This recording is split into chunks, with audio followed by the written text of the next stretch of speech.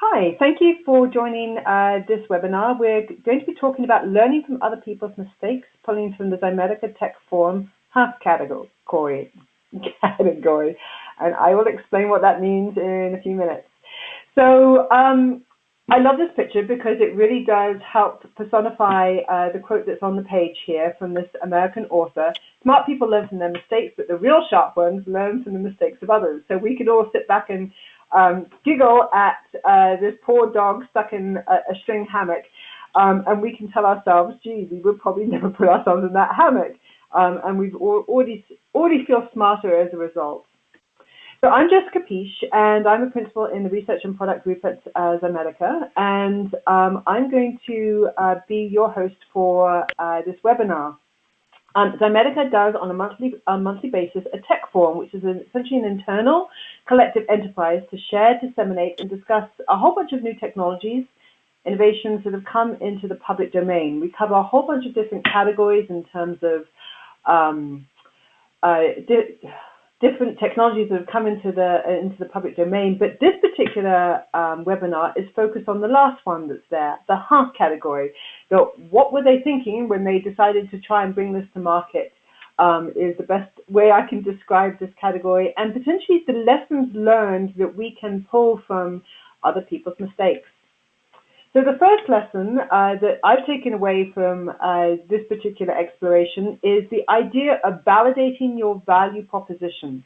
It's very important to do so because you may find that you're bringing to market something that people really don't think they really need.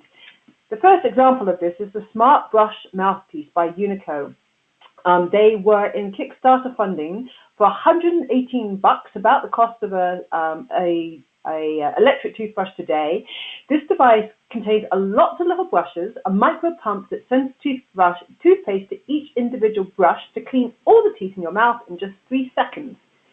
Has 4 different mouth sizes, sits on the UV rack to sterilize between uses, and has a recharging capability for the motor. There's even a paired app that enables the user to tweak settings based on the amount of brush speed and the amount of wash you want to have. This seems really remarkable to me, that particularly looking at the image of the user in the middle there, how lazy we are becoming as users, and whether this really truly is something that we would need in our lives beyond the 2 brushings of teeth that we do a day. The next idea of validating your value proposition is coming from Sally, the salad-making robot, which has been brought to market by Chowbotics. They're piloting this in a cafe in Palo Alto, California. This is an alternative to pre-packed salads or even salad bars. This is a refrigerated machine that prepares a customer one of 1,000 possible customized salads in a matter of 60 seconds. You select your request from a touch screen, and it then measures and dispenses those pre-chopped ingredients into a bowl for you to take. A third-party catering company handles the refilling of ingredients. And really the issue here is I would much prefer to watch someone prepare my salad fresh with the ingredients rather than let a machine do it, particularly when I really wonder how often that machine is filled and how properly washed those ingredients are. You have less control over the process through interacting with the machine and the machine dispensing the ingredients for you. Lesson number 2, consider your use workflow. Jumping in as an example, Flippy by Caliburger and Miso Robotics. This is the first kitchen assistant called Flippy that cooks up to 300 burgers an hour. They made it commercially available in Caliburger, which is a burger chain on the West Coast. This robot was introduced to address staff turnover and inconsistent quality issues. The robot has 3D scanners, thermal scanners, and vision sensors, so it's able to detect a perfectly cooked burger patty. However, this robot, after being installed, was essentially fired after day 2 because the rest of the staff weren't able to keep up with the burger production pace. So there's really an important lesson learned here to be able to say, okay, what are the dynamics of this restaurant? How are we going to accommodate for ebbs and flow in customer traffic?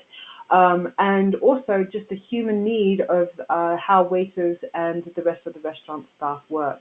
at the price point that it has, they really need to be able to figure out the dynamicness of the use environment. The next innovation comes from a partnership between Airbus, Italia Design, and Audi called Pop-Up Next. This is a two-seat vehicle that drives autonomously on the road through an electric-powered sled at a range of 81 miles. But then it can also lift up in the air vertically with the assistance of an air module that is deployed from a nearby charging station, latches to the vehicle roof, and then can fly up to 31 miles at a much faster speed. The cabin has different touch screens that incorporate eye tracking, speech, and facial recognition. From the perspective of a use workflow, one of the key questions I have is, okay, so you're stuck in traffic and you really want to be able to lift yourself out of it through essentially an air drone, but then what happens to the sled? If you're stuck in traffic, that means that you're just leaving the sled behind, and this is a pretty expensive piece of capital equipment, I don't doubt. How do you retrieve that sled later? It seems like there's an opportunity to really think through how this might work in the real world that hasn't yet been conceived yet. The next lesson, the third lesson of the day, is to provide evidence to support product claims. This app is called Natural Cycles, and it was designed to scan a woman's body temperature during her menstrual cycle to notify her when it's safe to have unprotected sex, particularly to essentially be a contraceptive. And the way they indicated that you're in your safe period of the month is indicated by green days on the app calendar, as you can see in the image. Well, a hospital in Sweden had referred women to this app as a way of doing essentially a digital contraceptive methodology. But the problem is 37 of those women developed unwanted pregnancies after using the product, after having had the experience. The company's FDA submission is on hold as they try to figure out what they've done wrong. And this hospital in Sweden has, of course, referred the company to the equivalent of the Swedish FDA. This second innovation in this category of really making sure you're correctly claiming what is accurate.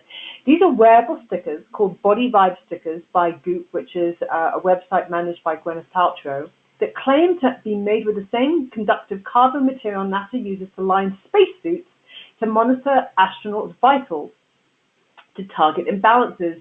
And in a 3-day wear, these stickers promise to address all kinds of different things: anxiety, pain, tension, and low energy through what is claimed to be a bioenergy synthesis technology. I agree with a NASA representative who was quoted from this article of where the link is provided, but for $120 for a 24-pack, you really have to question the validity of just a sticker to be able to do all these things, even though it's commercially available. Our fourth lesson is to ensure proper risk mitigations are in place to prevent for safety and just kind of usability with your user in place. The first example of this is the Zoll Life Vest by Zoll Medical.